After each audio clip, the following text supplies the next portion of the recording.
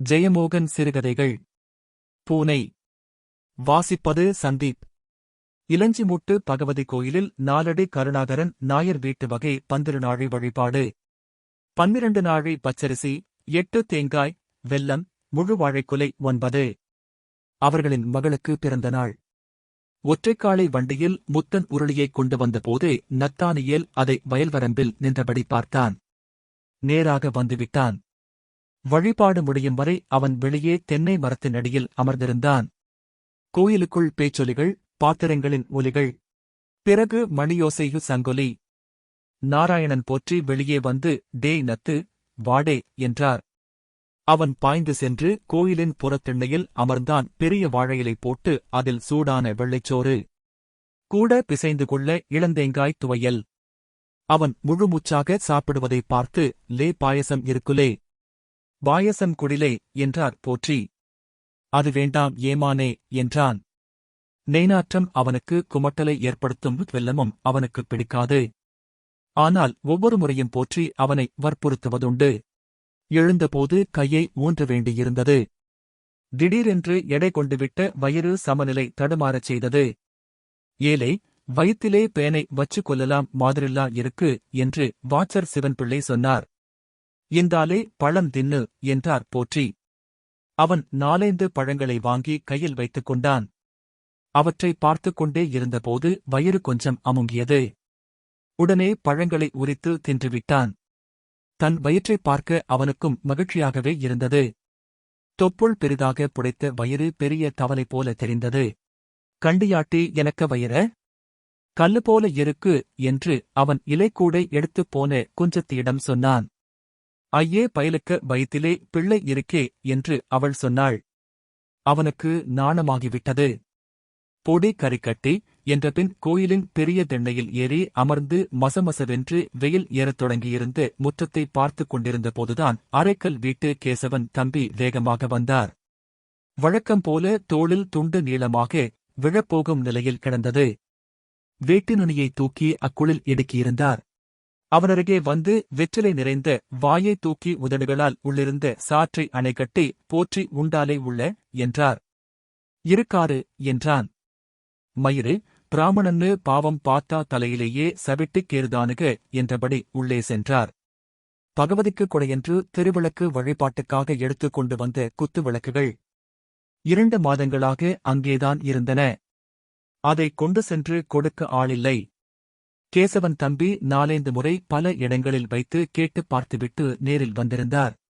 கேசவன் தம்பி உள்ளே கூச்சலிடுவது கேட்டு அவன் எட்டிப் பார்த்தான். தூக்கி விலை போட்டு வித்துட்டு போங்கலே. ஆரானுக்கு முதலுண்ணா அம்மைக்க ஆமக்கனுக்கு முதலுண்ணு நினைக்குத கூட்டம்லா என்றார். ஸ்ரீகாரியம் கோலப்ப பிள்ளை என்னத்துக்கு பெரிய பேச்சு பேசுதீரு? இந்தா இருக்கு உங்க விளக்கு, கொண்டு போங்க என்றார். அதை நான் கேக்குததுக்கு முன்னாடி கொடுத்திருக்கணும் டே. அப்பம் நீ மானஸ்தன் என்றார் கேசவன் தம்பி. போற்றியும் வாச்சர் வேலு நாயரும் விளக்குகளை ஊட்டறையிலிருந்து எடுத்து வெளியே வைத்தார்கள். மொத்தம் 24 குத்துவிளக்குகள். எல்லாம் ஒரே அளவு. இன்னா இருக்கு உங்க சொத்து, கொண்டு போங்க, நாங்க இங்க நிலவிளக்கை வேவிச்சு திங்குத வழக்கமில்லை என்றார் வாச்சர். ஸ்ரீகாரியம் கோலப்ப பிள்ளை எண்ணிப் பாத்திக்கிடணும் தம்பிசாரே, பிறவு கணக்கு சொல்லப்பிடாது என்றார். எடுத்திட்டு வாரப்பம் 2 கையாலேயும் வாயும் சூத்தும் பொத்தத் தெரியுதுல்லா, 6 திருப்பிக் கொண்டு போறது என்று கேசவன் தம்பி கூச்சலிட்டார். நான் வண்டிய வச்சு கொடுத்தனுப்புதேன், தம்பிசார் போகணும், இன்னா வந்துரும் என்று ஸ்ரீகாரியம் கோலப்ப பிள்ளை சொன்னார். முத்தனக்க வண்டி அந்தாலத்தான் போவுது, ஏத்தி அனுப்புதேன், நீ கொண்டு வந்து முற்றத்திலே இறக்குவே, ஆறுலே மச்சிலே ஏத்துகது, வயசாம் காலத்திலே நான் சாகுததுக்கா? ஸ்ரீகாரியம் கோலப்ப பிள்ளை சுற்றிலும் பார்த்து நத்தானியேலைக் கண்டார்.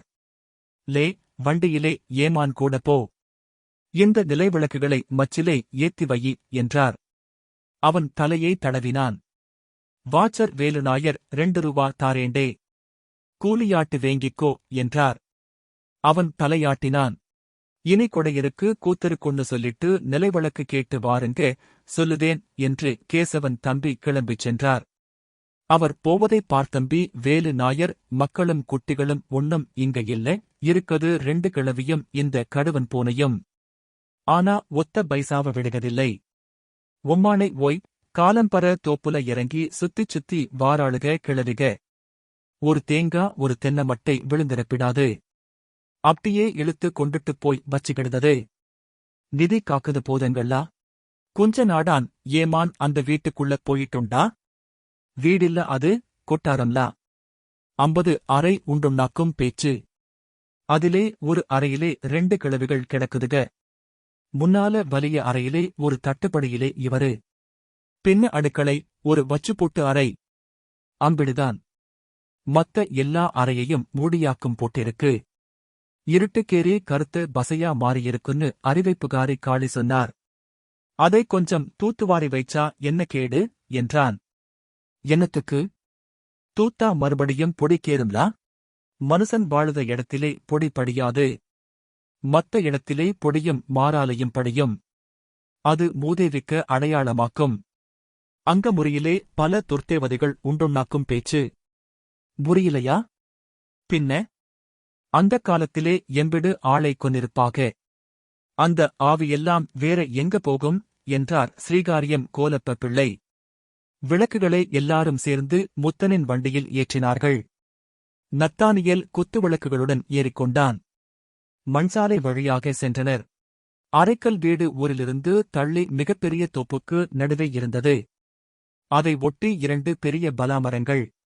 அவர்களின் தோப்புக்கு அப்பால் காப்ரியேல் பெருவட்டரின் தோப்பு. அதற்கு அப்பால் கரடிப்பாறை எழுந்து நின்றது. நத்தானியேல் அங்கே முன்பு ஓரிரு முறை வந்ததுண்டு. முற்றம் பெரிதாக புல் படர்ந்து இருந்தது. பெரிய தொழுவங்களில் மாடிகள் இல்லை. தரைக்கற்கள் புழுதியுடன் பெயர்ந்து கிடந்தன. கிணற்றருகே அறிவைப்புகாரி காளி பாத்திரங்களை கழுவிக் கொண்டிருந்தாள். குத்துவிளக்குகளை முத்தனும் நத்தானியேலும் சேர்ந்து முற்றத்தில் இறக்கி வைத்தார்கள். முத்தன், சோலிகடக்கு ஏமானே, சந்தைக்குப் போகணும்லா? வாரன் என்று கிளம்பிவிட்டான். டே 2 மேலே கொண்டு வாடா, என்றார் கேசவன் தம்பி. 2 குத்துவிளக்குகளாக சேர்த்து கட்டி தலையில் தூக்கிக் கொண்டு நத்தானியேல் படிகளில் ஏறினான். மொத்தம் 36 படிகள். நடுவே படிக்கட்டு வளைவில் ஒரு பெரிய படி. அங்கே நின்று மூச்சு வாங்கிக் கொண்டான். அவனுக்கு முன்னால் கேசவன் தம்பி கையில் அரிக்கேன் விளக்குடன் ஏறிச் சென்றார். பாத்துவாலே, ஒரு படிக்கு சொல்பம் இழக்கமுண்டு, என்றார்.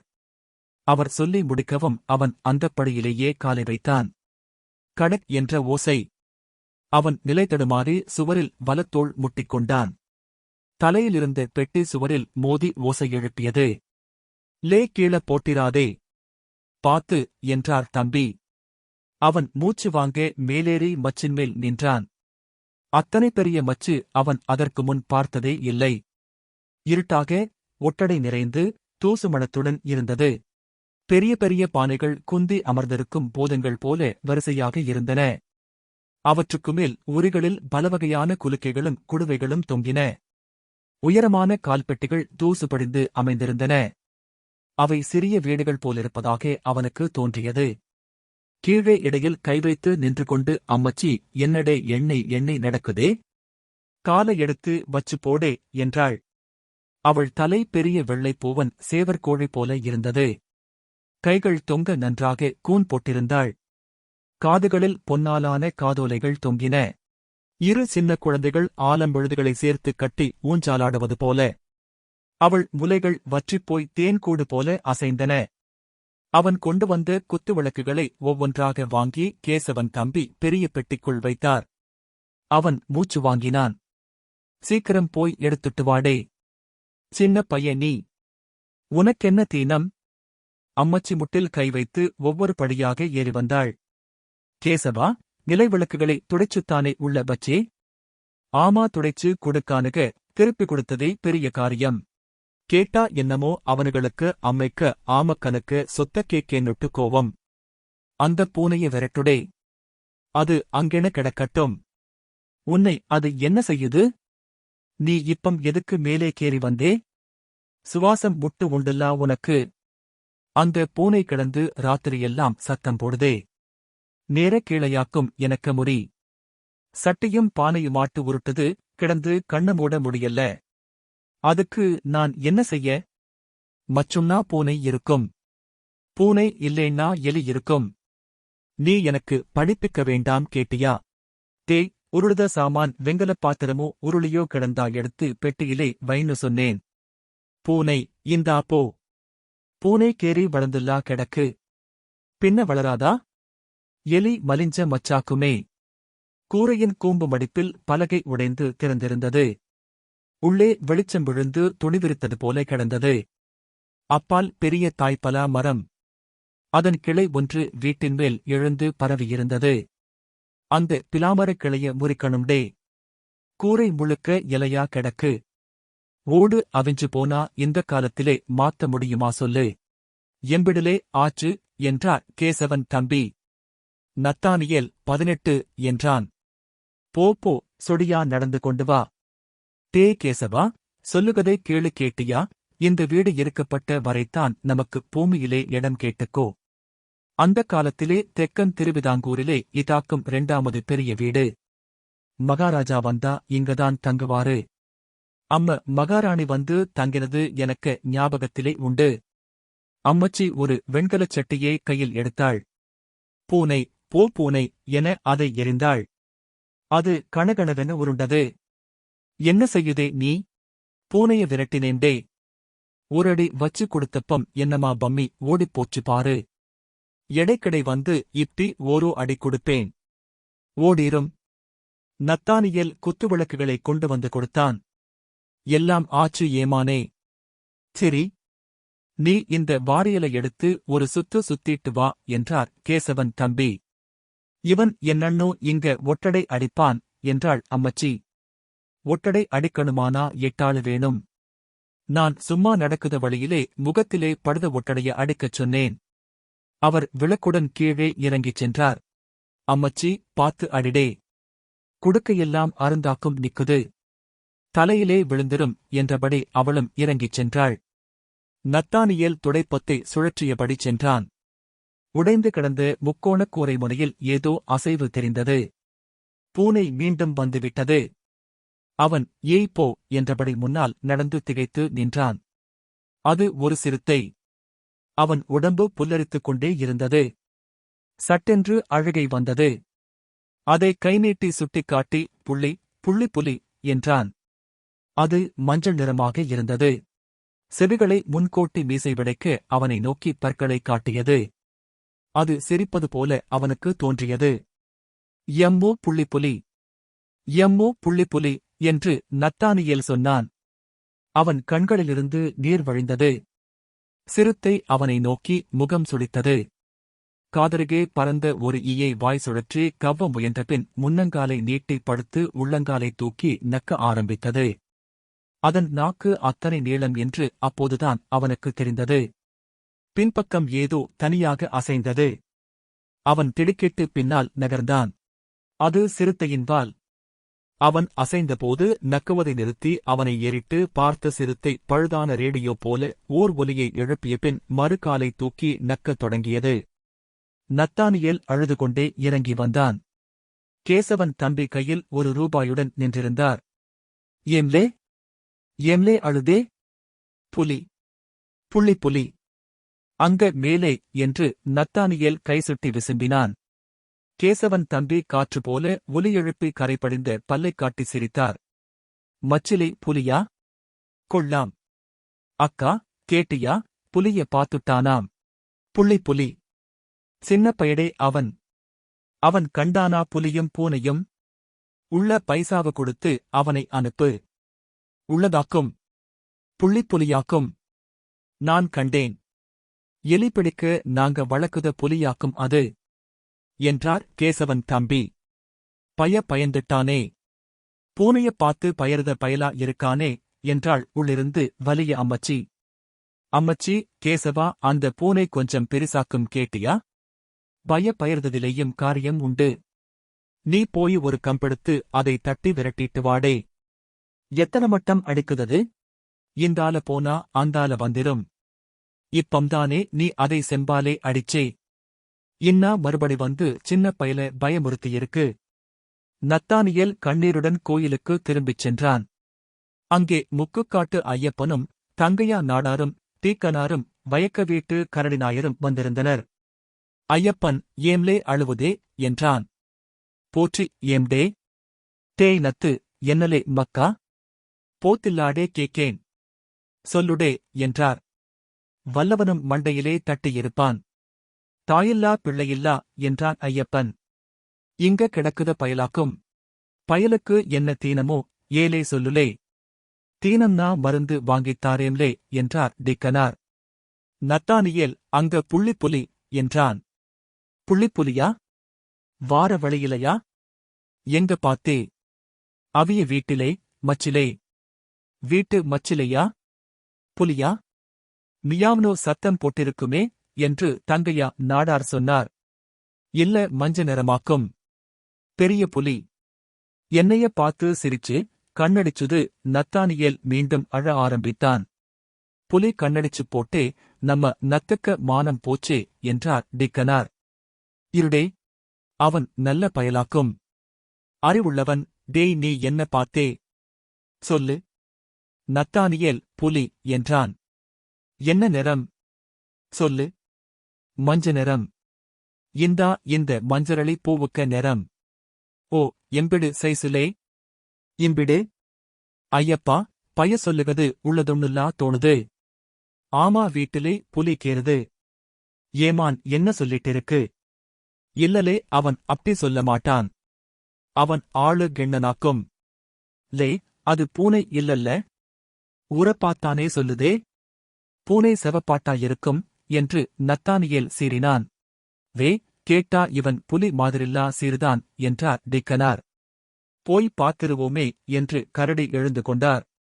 அங்கையா போறிய? அந்த தம்பி கடுவன் போனில்லா. கடிக்கல்லா வருவான்.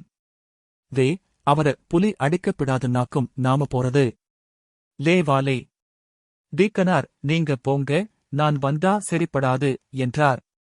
அவர்கள் நடந்தபோது வழியில் தங்கையா நின்று திரும்பி நத்தானியேலிடம், லே நத்து, அது புலிதானே? இஞ்சபாரு, மானம் போயிரும். பூனைய கண்டா எனக்கு தெரியாதா? கண்ண வேற அடிச்சு காட்டியிருக்கு என்றார் போற்றி, திரும்பி பார்த்து சிரித்தபடி. நத்தானியேல் மீண்டும் அழத் தொடங்கினான். லே, சும்மாவா?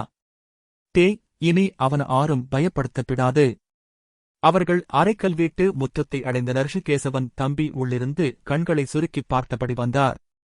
வேட்டியை அள்ளி அக்குளில் செருகியிருந்தார். எச்சில் கோடாக வெற்றிலை முகவாயில் வழிந்தது. என்னவாக்கும்? டொனேசன் தர முடியாது. பணமில்லை. டொனேசனுக்கு பிறவு வாரம். உங்க மச்சிலே புள்ளிப்புலி இருக்குன்னு இவன் சொல்லுதான். டே ஐயப்பா, உனக்கு அறிவிருக்காடே? வீட்டு மச்சிலே புள்ளிப்புலியா? பூனைய பார்த்துட்டு சின்ன பய சொல்லுதான். போவும் வே. டேய் பாகுலையா, உனக்கு என்னடே தீனம்? கரடி நாயர், இல்ல, பாத்திருவோமே. வீடு ஒதுங்கினா மாதிரி இருக்கு. இருந்தா? புலி வீட்டிலே வந்து புளிச்ச மோரும் சோறும் தின்னுட்டு போகுதாக்கும். வேற சோலிய பாருடே. ஒரு தடவ பாத்திருவோமே. அப்படி ஆணையிட்டு சொல்லுதானே. வேற சோலி இல்ல. டே, அது பூனை. நான் 100 தடவை கம்ப வச்சு அடிச்சு விரட்டிக்கிட்டுண்டு. இன்னைக்கு கூட அக்கா செம்ப எடுத்து எரிஞ்சா. பயந்து ஓடிரும். செம்ப எடுத்தா என்றார் கரடி நாயர். வாலப்பிடிச்சு தூக்கிக் கொண்டு வந்து காட்டுதேன். பாக்குதியா? சரி, பூனைதான். இருந்தாலும் பார்த்துப் போடுவமே. அப்ப நான் சொன்னா உனக்கு விலையில்ல? இல்ல தம்பிசாரே, வந்தாச்சுல்ல, பாத்திருவோம் என்று கரடிநாயர் உள்ளே போனார். லே ஐயப்பா வாடே. போற்றி, உமக்கும் அறிவில்லாம போச்சே. அறிவிருந்தா ஏன் கோயிலிலே பூசை பண்ணுதோம் என்றார் போற்றி அங்கே அமர்ந்தபடி. அம்மச்சி, டே கேசவா, என்னடே என்று குனிந்து ஆடியபடி வந்தார். 6 போற்றியா? தெச்சனை இப்பம்தானே கொடுத்தம். யட்சிக்கு பூசை வைச்சப்ப. நம்ம வீட்டு மச்சிலே இருக்குது, பூனைய புலியாட்டு ஆக்க வந்திருக்காங்க என்றார் தம்பி. அந்த பைய பேச்ச கேட்டுட்டா?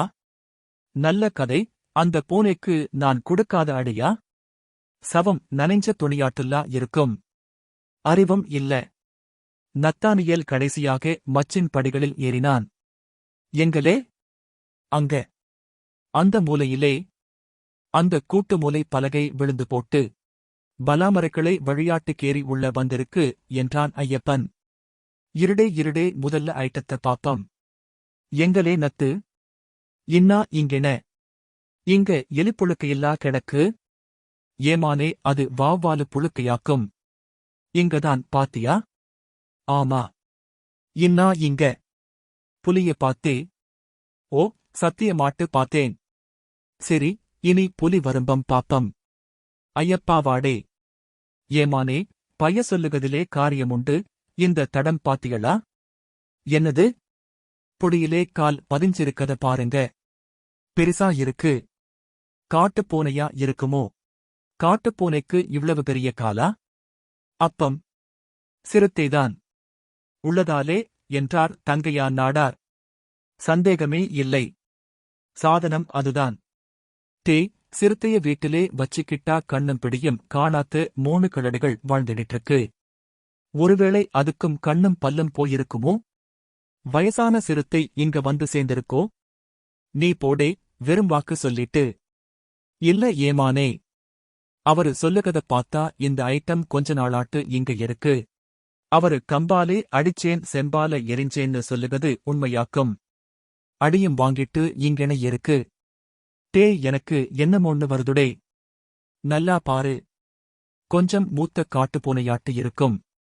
ஏமான், நான் காட்டுகிருஷி செய்யுதவனாக்கும். நான் பார்க்காத சிறுத்தையா? அண்ணா நிக்குவு என்றான் நத்தானியேல். என்னலே? அண்ணா நிக்குவு. என்னது? அதே. அவன் சுட்டிய திசையை பார்த்த ஐயப்பன், எம்மா. ஒரிஜினல் சாதனம்லா என்றான். சிறுத்தை பலாக்கிளைக்கு தாவி மறைந்தது. வங்களடு என்றார் தங்கையான் நாடார். வயறு தளர்ந்து தொங்கிட்டிருக்கு. இங்க இருந்து நாம பேசுதத கேட்டிருக்கு என்றான் ஐயப்பன். இளவு இங்க ஆனை மறைஞ்சு நின்னாலும் தெரியாதுல்லா? என்னடே செய்யுதது? ஆளக் கொண்டு வந்து பிடிப்போம் என்று ஐயப்பன் சொன்னான். கண்ணை வச்சு பிடிக்கதுக்கு நல்ல ஆளுண்டு. பேச்சிப்பாறை வரை போகணும். எப்டி இருந்த வீடு? ஐயப்பா அந்த காலத்திலே இந்த கேசவன் தம்பிக்க அப்பா பல்லக்கிலே போவாரு. நான் கண்டிட்டுண்டு. முற்றத்திலே 8 ஆனை நிக்கும். அப்பம் ஆனைப்பிண்டம் நாரி அங்க இருக்க முடியாதே. அதொரு ஐசரியம்டே. அது மனசிலாக்கணுமானா நீ நாயரா இருக்கணும். இப்பம் ஒரு நேரம் பயத்தங்கஞ்சி வச்சா 3 நாளும் 3 நேரம் குடிச்சுட்டு இருந்துருவாங்கன்னு காளி சொன்னா. மேலே கேசவன் தம்பி ஏறி வந்தார். என்னடே இங்கே? என்ன செய்யுதீக? சொல்லுதேன். வாருங்க. அவர்கள் கீழே வந்தனர். கேசவன் தம்பி, அங்க என்னடே எடுத்திய? போற நேரத்திலே 3 நாளும் மடிய காட்டிட்டு போகணும் சொல்லியாச்சு. ஆமா. அங்க பூதம் காக்குது புதையலுல்லா இருக்கு. என்ன இருந்தாலும் அது எங்க முதலு. கண்டவன் கைய வைக்க வேண்டாம். மடியக் காட்டுங்கடே. கேசவா, இவனுகளுக்கு வேற என்னமோ உத்தேசம் உண்டு என்றாள் பெரிய அம்மச்சி. நான் சொல்லுகத சொல்லிடுதேன். அங்கே மேலே சிறுத்தை இருக்கு என்றார் கரடி. அப்ப வேலை அதாக்கும். சிறுத்தைய பிடிக்க ஆளக் கூட்டிட்டு வருவே. மச்சுலே கண்டவன் கேரி கைய வைப்பான். எங்களுக்கு வயசாச்சுன்னு நினைப்பு. அது வேண்டாம். நாங்க சீவனோட இருக்கிற வரைக்கும் ஒருத்தன் அரைக்கல் வீட்டுக்குள்ள நுழைஞ்சிரமாட்டான். ஆகா, அந்த வரைக்கும் வந்தாச்சா? தம்பிசாரே, உள்ளதாக்கும். நான் கண்ணாலே பார்த்தேன். உன்னை நான் பார்த்தாச்சுடே. வேண்டாம். போ. 3 பேரும் படியிறங்குங்க. கேசவா, போலீசிலே கேசு குடுடே. போலீஸை விளிடே. உள்ளிருந்து மூத்த மச்சி என்றே பகவதி. காட்டுக்கள்ளன்மாறு வீட்டில் கேரியல்லோ. காத்து ரட்சிக்கனே தேவி என்று கூச்சலிட்டாள். நான் சொல்லியாச்சு. ஒரு பொருளு காணாம போனா நீதான் பொறுப்பு. பாகுலையா, நீ சர்க்கார் ஆளாக்கும். நான் உனக்க ஆபீசிலே விழிச்சு சொல்லுவேன் என்றார் தம்பி. சார், நான் சொல்லுகத கேட்கணும். புள்ளிப்புலியாக்கும். புள்ளிப்புலிக்கு நான் பயத்தங்கஞ்சி கொடுத்து வளர்க்குதேன். போடே. வெளியே போங்க முதல்ல. போத்தி நீரும் இறங்கும். இந்த நாயாக்கும் சொன்னது. இவனுக்கும் கண்ணும் காணாது. நீ பாத்தியாடே? ஆமா அம்மச்சி, கண்ணாலே பார்த்தேன். அம்மச்சி கையிலிருந்த டம்ளரை வீசி எரப்பாளி பொய்யா சொல்லுதே என்றாள். டம்ளர் உருண்டு ஓட நத்தானியேல் விலகிக் கொண்டான். நத்து, லே வாலே. வெளியே போனதும் போற்றி, டேய் கரடி, நமக்கு என்னத்துக்குலே இதெல்லாம்? தேவையில்லாம நாம எதுக்கு ஒரு இதிலே தலையிடணும் என்றார். அதிப்பம் என்றார் கரடி. உனக்கு அது புலி, அவங்களுக்கு அது பூனை, நாம என்னத்துக்கு இன்னொருத்தருக்கு பூனைய புலியாக்கணும்? இல்ல கேக்கேன். இல்ல, கடிச்சு போட்டுதுன்னா? ஏன் பூனை கடிக்காதோ? அது சரிதான். கேசவன் தம்பி வெளியே எட்டிப் பார்த்து, வேய், இன்னா இப்பம் அக்கா மேலே போயி அந்த பூனைய கம்ப வச்சு அடிச்சு விரட்டிட்டு வந்திருக்கா. பேச வந்திருக்கீரு. ஐயப்பன், சரி போட்டு, ஒரு குழப்பம் நடந்து போச்சு என்றான். குழப்பத்துக்கு வேறு என்னான்னு எனக்கு தெரியும்டே. அரைக்கல் வீட்டு மச்சிலே கைய வைக்க இனியொருத்தனும் கணக்கு போட வேண்டாம். போடே. திரும்பி நடக்கையில் போற்றி, மக்கா நத்து, நான் உனக்கு போனதும் திரளியப்பம் தருவேன். நீ மச்சிலே என்னலே பார்த்தே, சொல்லு என்றார். நத்தானியேல், பூனையாக்கும் என்றான். ஆகா, பைய படிச்சு போட்டானே என்றார் போற்றி. இந்த வாசிப்பை கேட்டதற்கு நன்றி.